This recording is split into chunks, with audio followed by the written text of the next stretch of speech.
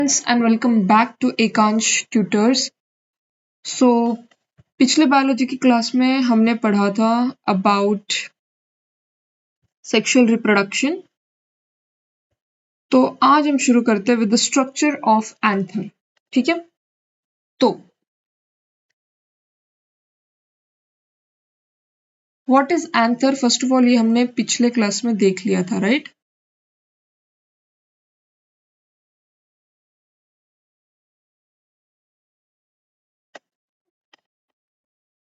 तो स्टेमिन के अंदर जो फिलामेंट होता है उसके ऊपर कनेक्टिव होता है और उसके ऊपर क्या होता है? एंथर होता है। ठीक है, तो अगर हमें इसे डायग्राम पर देखना है तो this is anther, right?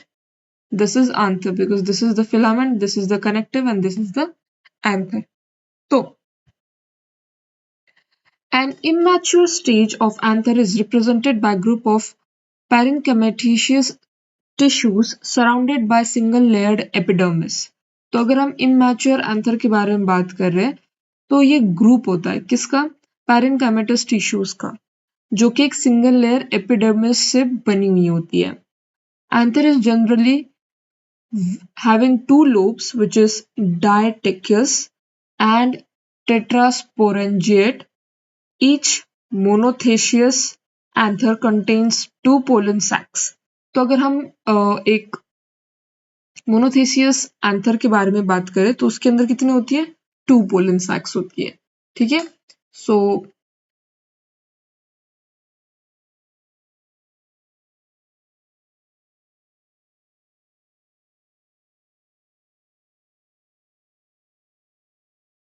contains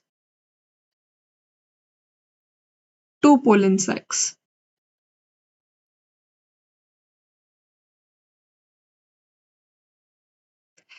In diathecheous anther, four pollen sacs are present. Therefore, in tetrasporangiate, तो जैसे कि हम बात कर रहे हैं तो अगर हम मोनो की बात कर रहे हैं तो उसमें दो होती है। अगर हम डाई की बात करें, ठीक है, डाई मतलब अगर मोनो में दो है तो डाई में कितना होगा? 2 into 2 which is 4 pollen sac, right? तो इसलिए हम उसे क्या कहते हैं? टेट्रास्पोरेंजिएट। ठीक है, इसलिए हम उसे क्या कहते हैं? टेट्रास्पोरेंजिएट। सो देयरफॉर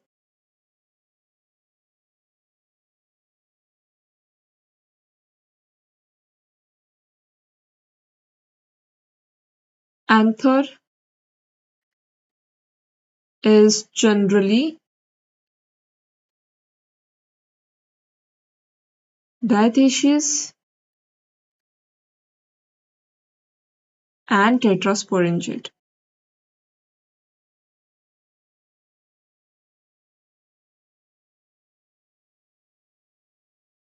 ठीक है, the heterogeneity arises when some hypodermal cells get transformed into archosaurial cells. Okay, तो हेट्रोजेनेसिटी कब फॉर्म होती है? जब जो आपके हाइपोडर्मल सेल्स है वो ट्रांसफॉर्म होते हैं आर्किस्पोरियल सेल्स में। ठीक है, सो यहाँ पर हमें और एक पॉइंट लिखना है अबाउट heterogeneity.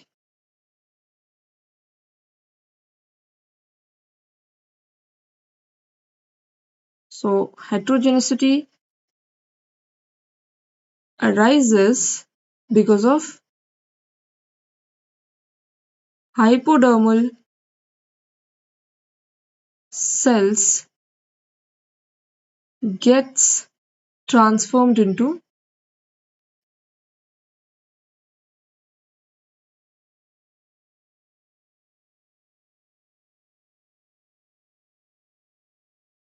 archisporial cells. अब टीएस अंतर क्या होता है? The archisporial cell divides into an inner sporangious cell and outer primary parental cells. अब ये जो archisporial cells होती है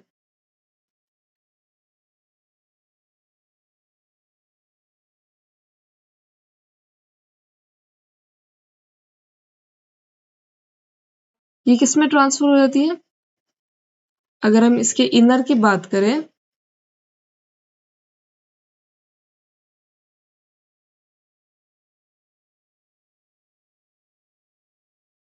so inner it is transformed into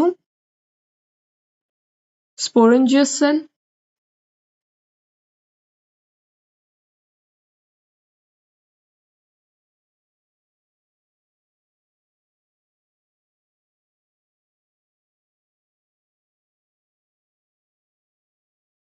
and outer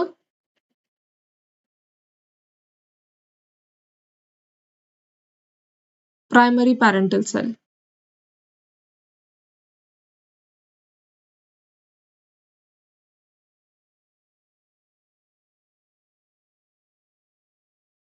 Sporangious cell forms sporanginous tissues. ठीक है, तो अगर हम स्पोरेंजियस सेल्स के बारे में बात करें तो वो क्या फॉर्म करते हैं?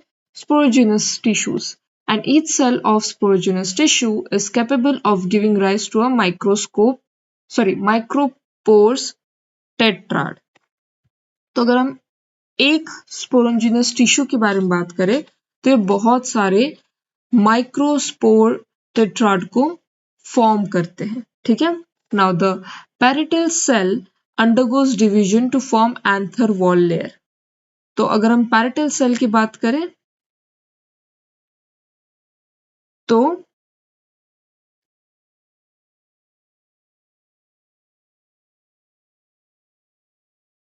it undergoes division to form anther wall layer. और अगर हम इनर स्पोरेंजियस सेल की बात करें तो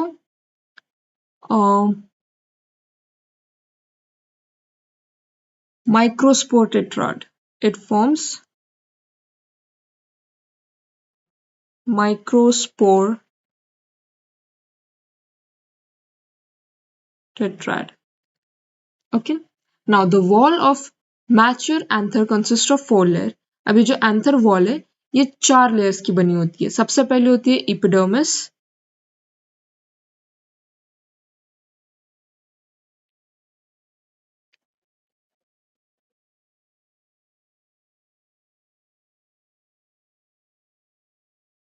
ये सबसे आउटर मोस्ट लेयर होती है. ठीक है, जो एक प्रोटेक्टिव लेयर भी होती है और जो किससे बनी होती है? टैबुलर सेल से. तो अगर हम बात करें एपिडर्मिस की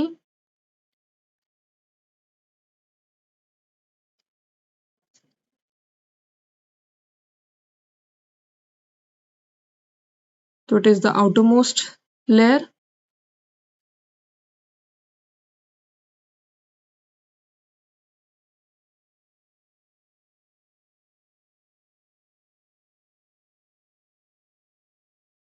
and it is made from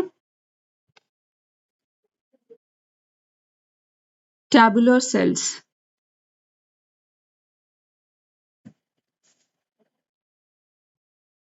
ठीक है, सेकेंड लेयर होती है एंडोथेसियम की.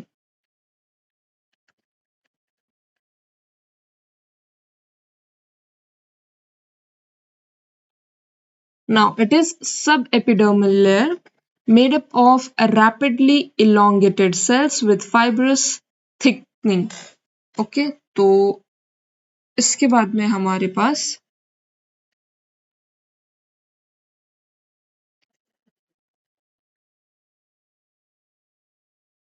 endothecium,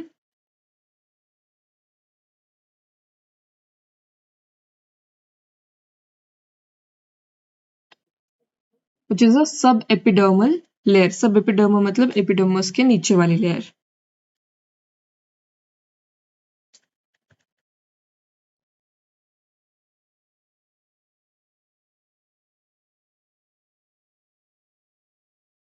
ठीक है, and it is made up of rapidly elongated cells.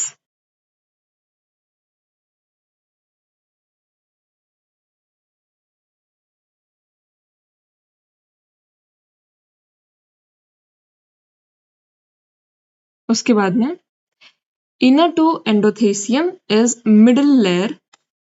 Endothecium के बाद में कौन सी लेयर है?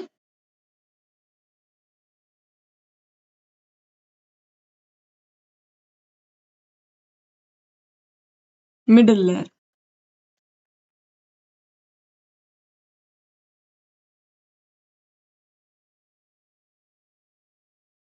तो अगर हम मिडल लेयर की बात करें तो it is made up of thin walled cell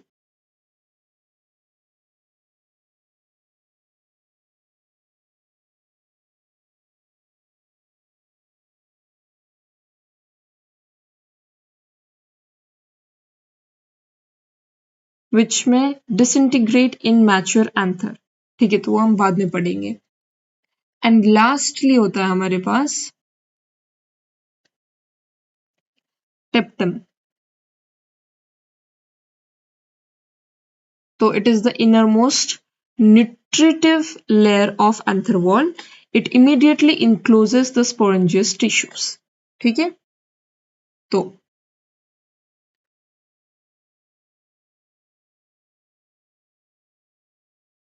टेप्टम is the innermost layer.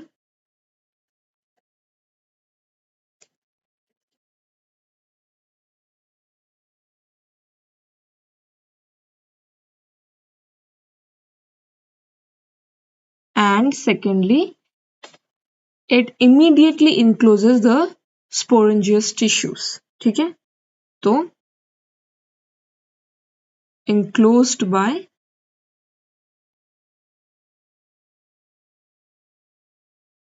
sporogenous tissues.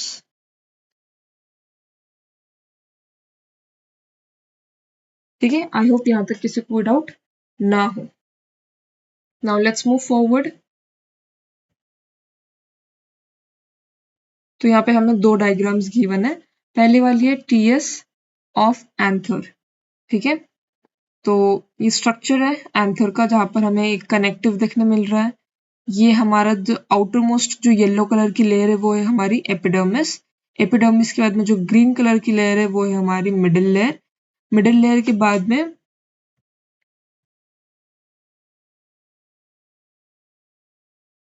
ठीक है, अगर हम ये ऑरेंज वाली लेयर देखें तो ये है हमारी टेप्टम.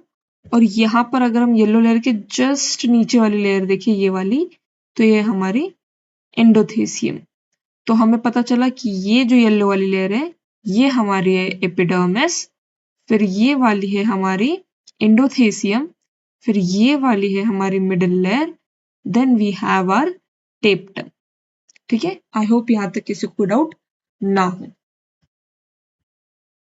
और इसी की वजह से हम पोलन ग्रेन्स की भी जो एंथर की डायग्राम है वो भी हम यहाँ पर देख सकते हैं. ठीक है, अब अगर हम बात करें माइक्रोस्पोरोजेनेसिस की, तो माइक्रोस्पोरोजेनेसिस क्या होता है? सो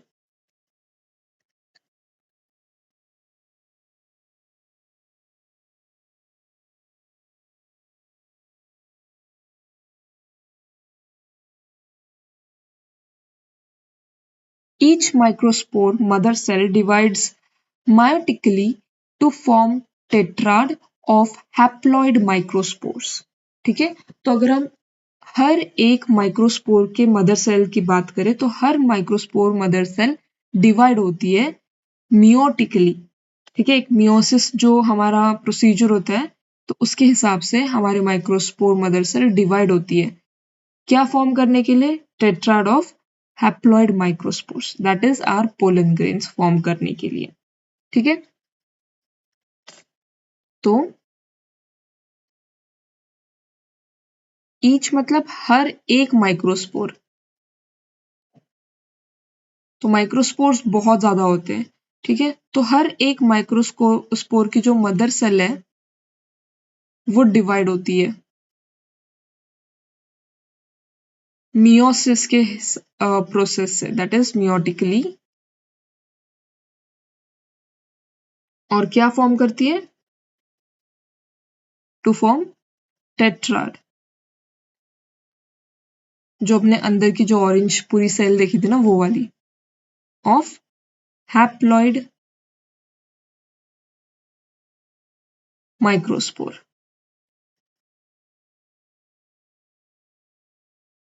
ठीक है, जिससे हम क्या कहते हैं, पोलन ग्रेन्स। हैप्लॉइड माइक्रोस्कोप को क्या कहेंगे हम, माइक्रोस्पोर को हम क्या कहेंगे, पोलन ग्रेन्स। अब अगर हम बात करें स्ट्रक्चर ऑफ माइक्रोस्पोर्स की, लेट अस टॉक अबाउट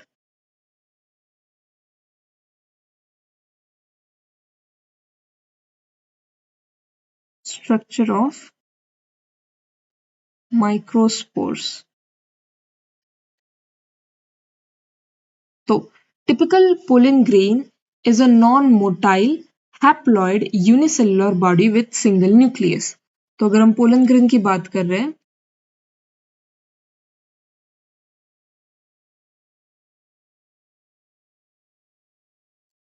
तो pollen grain is a non motile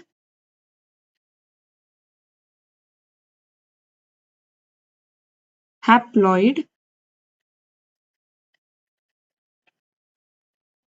unicellular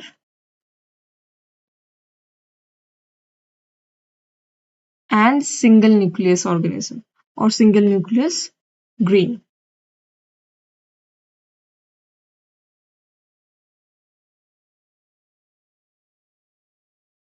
ठीक है, it is surrounded by two layered wall called sporoderm. तो ये एक पॉइंट हो गया।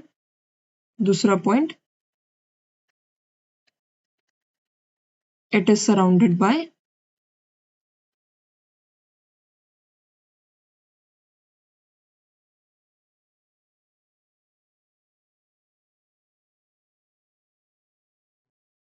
sporoderm. The outer layer exine is thick and made up of complex non-biodegradable substance called sporopollenin. ठीक है, अब इसकी जो आउटर लेयर होती है, ठीक है, वो किस चीज की बनी हुई होती है, एक तो लेट्स ये हमारा पोलन ग्रेन है। ठीक है, अब it is surrounded by two layers. ठीक है, तो अगर हम पहले लेयर की बात करें, तो ये वाली लेयर है हमारी स्पोरोडर्म की, और उसके बाद और एक लेयर है which is the outer layer, और ये जो आउटर लेयर है ये हमारी स्पोरोपोलेनियन की। ठीक है, इट मे बी स्मूथ और with sculptured pattern. It is resistant to chemicals. At some places, exene is very thin, showing thin areas known as germ pores. ठीक है, तो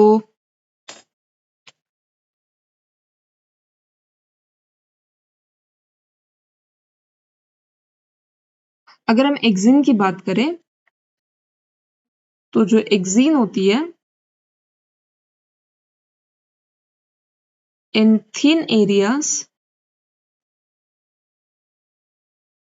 it is known as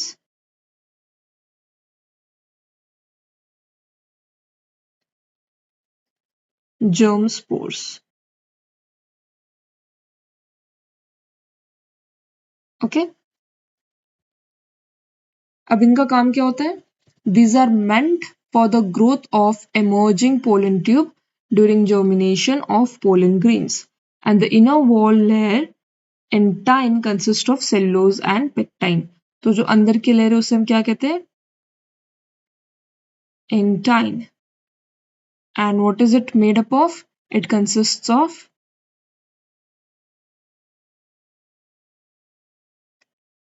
cellulose and pectine. Okay, I hope यहां तक किसी को कोई doubt ना हो। नाउ अगर हम बात करें डेवलपमेंट ऑफ मेल गैमेट्स की,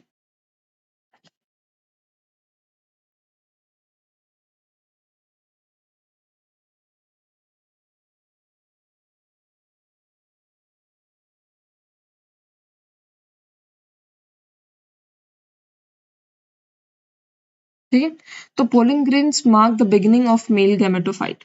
तो पोलिन ग्रेन से हमारी जो मेल गेमेटोफाइट है उसकी बिगिनिंग शुरू होती है. It undergoes first mitotic division of produce to produce bigger naked vegetative cell and small thin walled generative cells. तो सबसे पहले क्या होता है, जो हमारे पोलिन ग्रेन्स हैं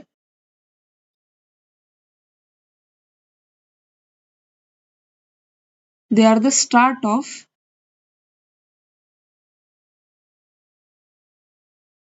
male gameto. So, gametophyte. It undergoes first mitotic division, ठीक है. तो दूसरा पॉइंट ये होगा undergoes. फर्स्ट में क्या है, मिटोटिक डिवीजन.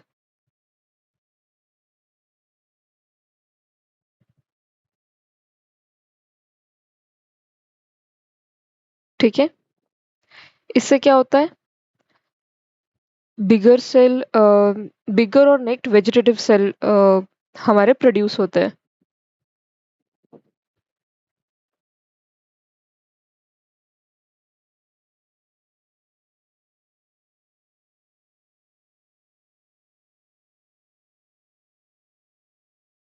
नेक्ट का मतलब जो हम देख सकते हैं, बड़े जिसे हम देख सकते हैं, ऐसे वेजिटेटिव सेल प्रोड्यूस होते हैं.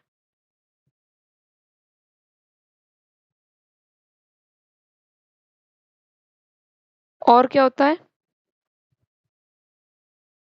And small thin walled generative cell.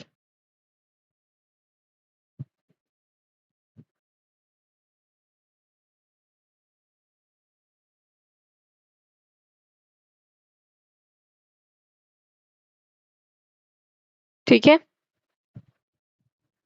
तो आई होप यहाँ तक आपको सब कुछ समझ में आ गया होगा. अब the vegetative cell is rich in food and having irregular shaped nucleus. The generative cell floats in the cytoplasm of vegetative cell. ठीक है. तो जो वेजिटेटिव सेल होते हैं,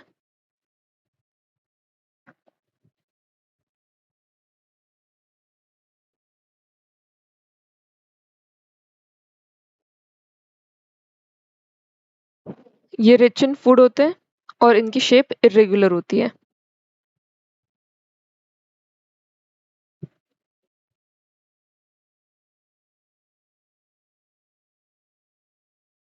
ये जो न्यूक्लियस है उसका शेप इरेगुलर होता है.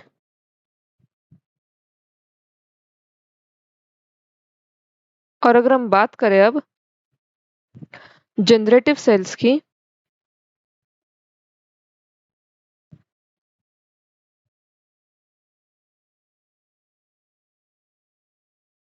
तो ये फ्लोट करते हैं साइटोप्लाज्म ऑफ वेजिटेटिव सेल के जो साइटोप्लाज्म है उसमें ये फ्लोट करते हैं.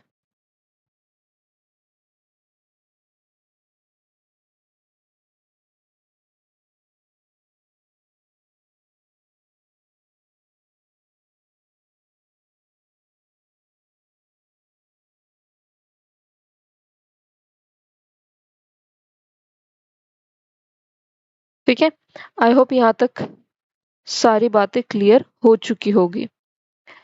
अब द सेकेंड मिटोटिक डिवीजन. तो पहला क्या है, फर्स्ट मिटोटिक डिवीजन में हमने वेजिटेटिव और जनरेटिव सेल्स के बारे में देखा. अब हम देखेंगे second mitotic division.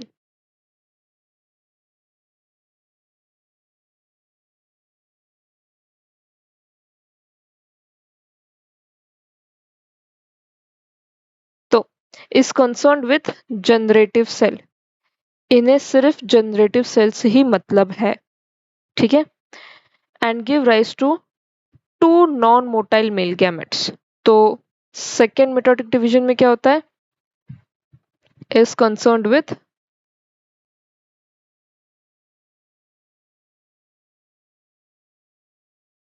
generative cell only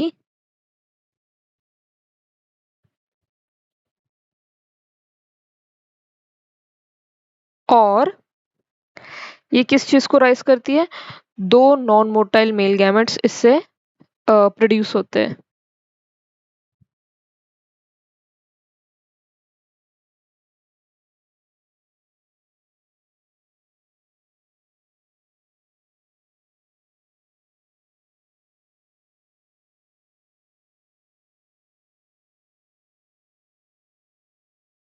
ठीक है,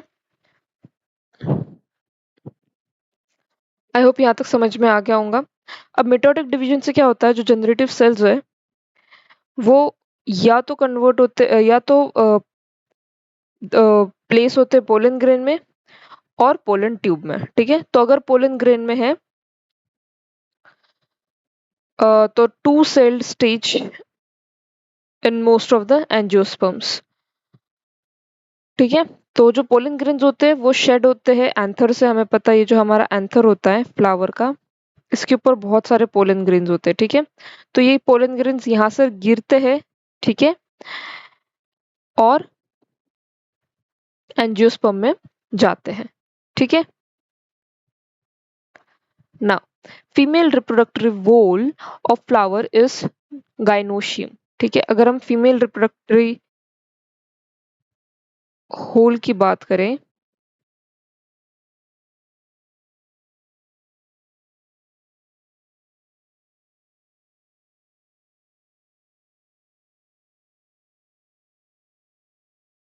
तो ये क्या है हमारा गाइनोशियम, जिसे हम पिस्टल भी कहते हैं।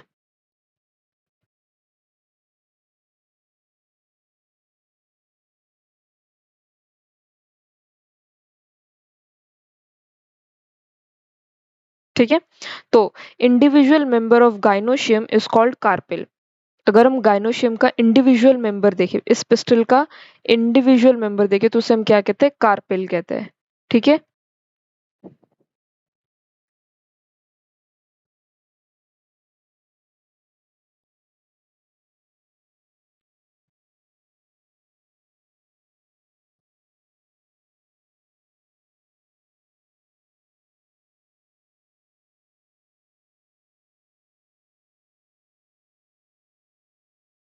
तो अगर बहुत सारे कार्पेल हम साथ में ला ले तो उसे हम क्या कहते हैं? पिस्टिल कहते हैं। ठीक है, a flower with many free carpel is called apocarpous. ठीक है, अगर हमारे पास में एक फ्लावर है,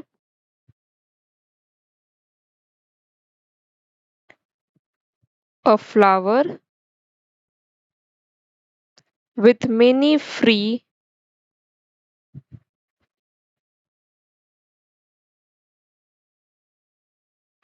कार्पेल इज नोन एज,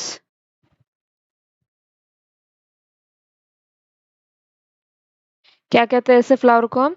ऐसे फ्लावर को हम कहते हैं apocarpous.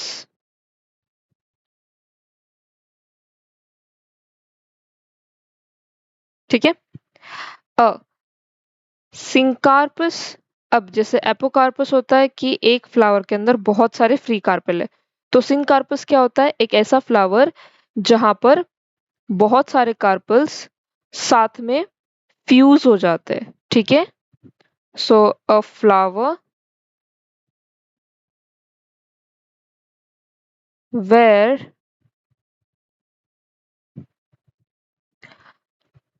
Many carpel fuses together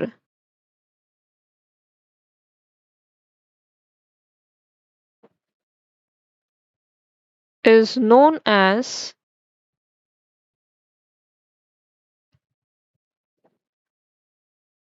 syncarpus.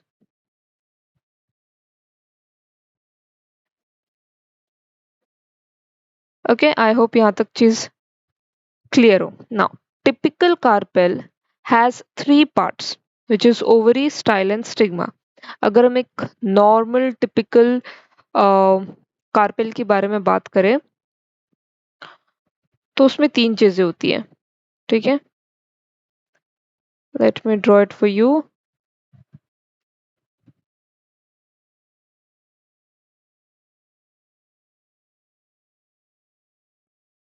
ठीक है, तो सबसे पहले होती है ओवरी। ठीक है, तो ये जो पार्ट है, ये पार्ट है मेरी ओवरी। ओवरी के बाद होती है स्टाइल। तो यहां से यहां तक है मेरे पास में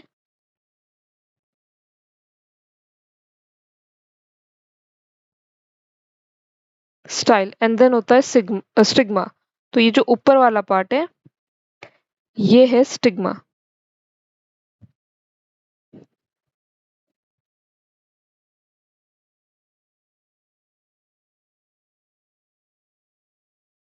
ठीक है, तो ओवरी स्टाइल स्टिग्मा, इन तीनों को मिला के हमारे पास में बनता है एक टिपिकल कार्पेल।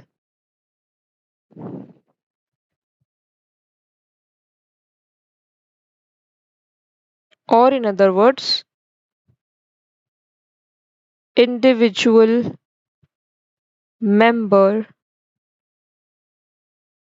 of gynoecium।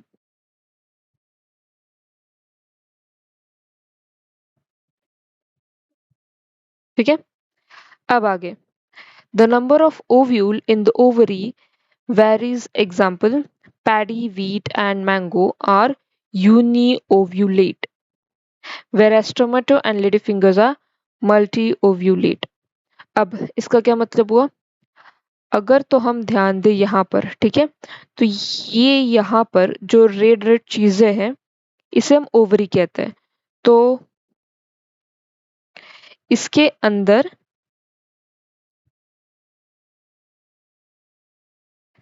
हमारे पास में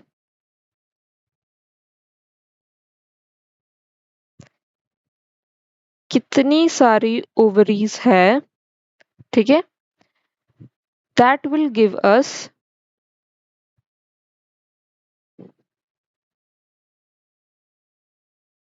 कि वो यूनी ओव्यूलेट है या मल्टी ओव्यूलेट है। ठीक है, तो let us define uniovulate. इसका मतलब होता है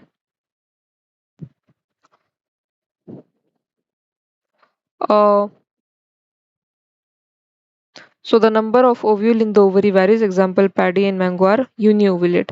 so a single seed or single ovule flower,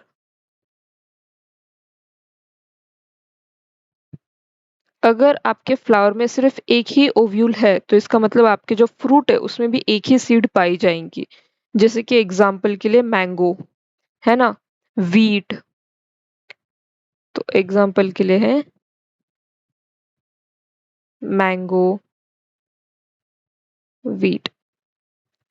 अब तो आपके अगर फ्लावर में बहुत सारे ओव्यूल्स है या बहुत सारे सीड्स है आपके फ्रूट में,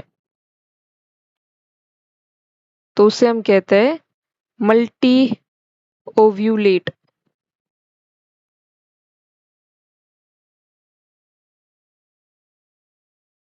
सो मेनी सीड्स और many ovules in the flower।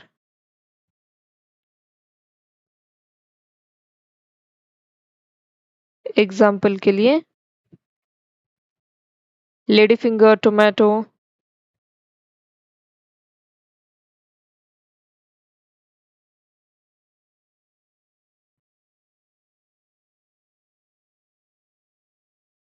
ठीक है, आई होप यहाँ तक आपको सारी चीजें समझ में आ गई होगी। Now let us move towards the structure of anatropous ovule.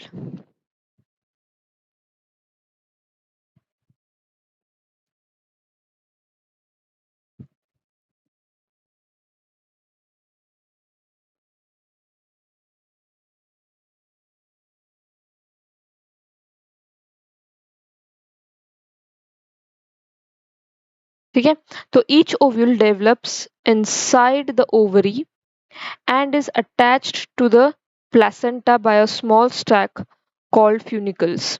तो हर एक जो ओव्यूल होता है वो ओवरी के अंदर ही डेवलप होता है which is attach to placenta. Placenta क्या होता है?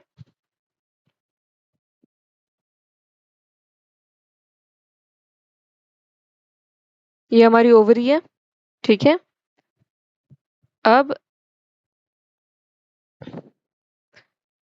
और लेट्स से कि इस ओवरी के अंदर एक ऐसा प्लेसेंटा मतलब एक लाइन होंगी या एक डिवीजन होगा. इस लाइन या डिवीजन पे सारी ओवरीज होगी. ठीक है. इसको अटैच्ड ही एक स्मॉल स्टॉक होता है. ठीक है. तो उसी से अटैच होके सारी जो ओवरीज है वो डेवलप सारे जो ओव्यूल्स है वो डेवलप होते हैं. ठीक है. सो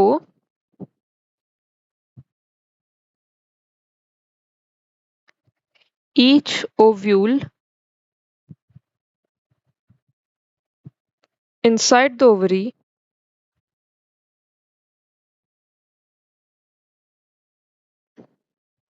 is attached to placenta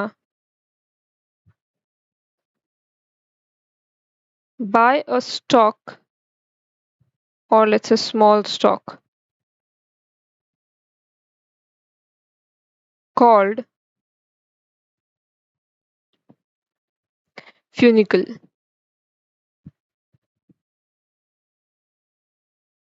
ठीक है. The place of attachment of funicles with the main body of ovule is called hilum. ठीक है. तो अगर हम यहाँ पर देखें, ठीक है, तो ये होता है फ्यूनिकल, ये होता है हमारा प्लेसेंटा. ठीक है. तो फ्यूनिकल ये हुआ, यहाँ से अटैच्ड जो होता है पार्ट वो होता है हीलम. ठीक है.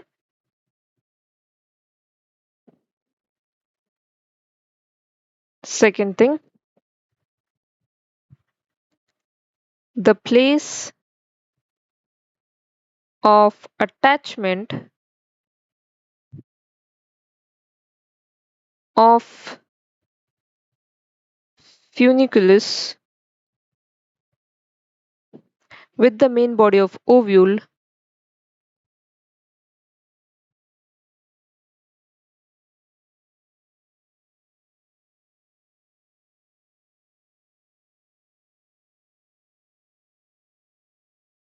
is called hilum.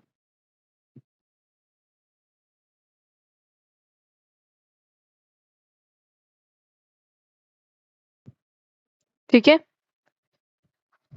अब in angiosperms the most common type of ovule is anthropus in which micropyle is directed downwards and is present in adjacent to the funicles or funicle. ठीक है. तो अगर हम एंथ्रोपोस में देखें तो ये जो माइक्रोफाइल होती है, ओके, दिस वन, ये जो होती है ये फ्यूनिकल के जस्ट साइड से निकल के आती है. It is attach to the funicle. ठीक है.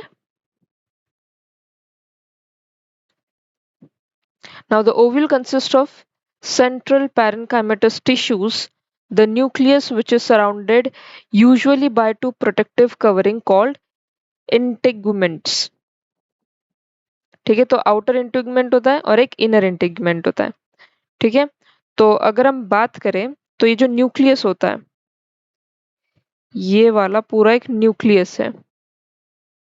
ये जो न्यूक्लियस है ये जो है वो सराउंड है दो पार्ट से. एक है ये वाला इनर इंटीगुमेंट,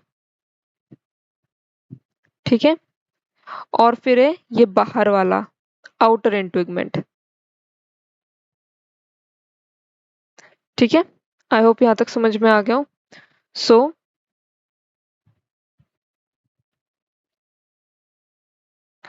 द न्यूक्लियस और न्यूसेलस, ठीक है, is surrounded by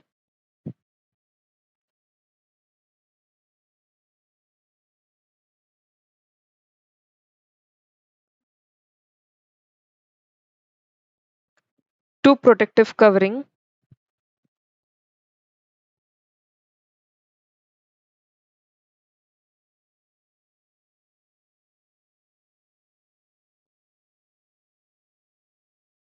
विज, पहला होता है इनर इंटीग्मेंट,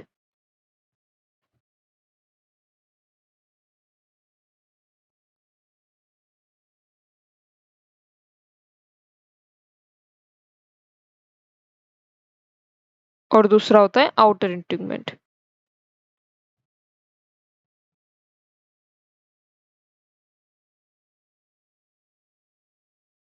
ठीक है। Arrow opening the apex of the ovule is called माइक्रोफाइल। ठीक है, तो ये जो ओपनिंग है यहाँ पर, ये वाली ओपनिंग को हम क्या कहते हैं? माइक्रोफाइल कहते हैं।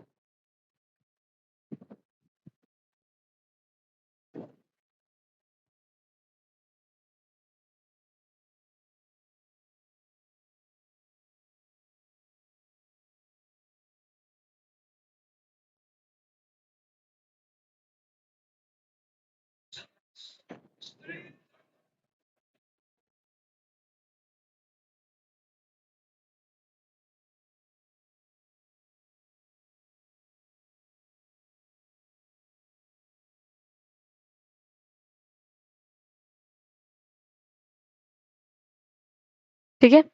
Now Chalza is the base of ovule directly opposite to microphyll, and embryos sac, which is the female gametophyte, is ovule multicellular structure embedded in the nucleus.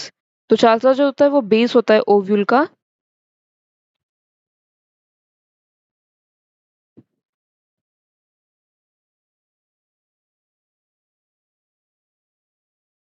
या तो चालसा बोलो या तो चलाजा बोलो।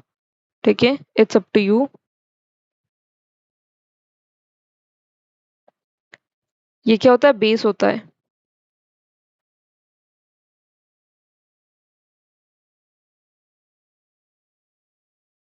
ठीक है। एंड जो एम्ब्रियो सैक होता है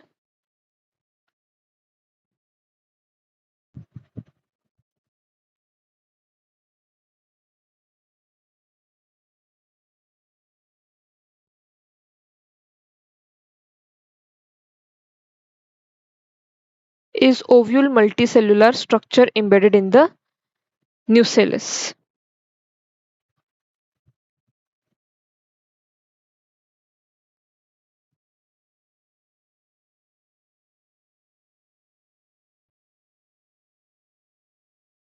ठीक है।